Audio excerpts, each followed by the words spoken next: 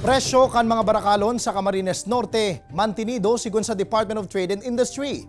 Mantang supply kan prutas sa merkado publiko kan syudad ni Naga, nagtitinir na bastante. Alagad presyo kay ni, posibleng mabago o magbago mantang napaparani ang holiday season. Uyan report ni Jessica Kalinog. Mantinido subuot ang presyo kan mga prime commodities sa probinsya nin Camarines Norte basado sa regular na price monitoring kan DTI.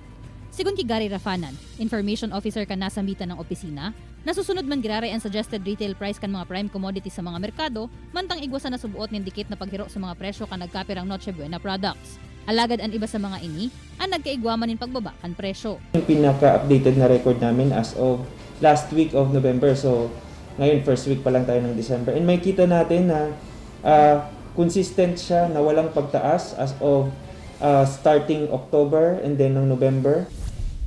Mientras tanto sa Naga City naman, nagtitinir pa man subuot na bastante ang supply kan manlain-lain na klase nin prutas sa merkado publiko. Sigun Kinilda Felix, presidente kan Fruit Vendors Association sa lugar, dagos-dagos man subuot ang produksyon kan sa indang mga supplier nin prutas hali sa Manila, Davao, asin kan mga lokal na producer sa syudad. Alagad kaipuhan man giraray subuot na bantayan ang supply, tanganing maantisiparan kung may mga pagbabago, urog na sa presyo kan mga ini. Sango niya na panahon normal pa.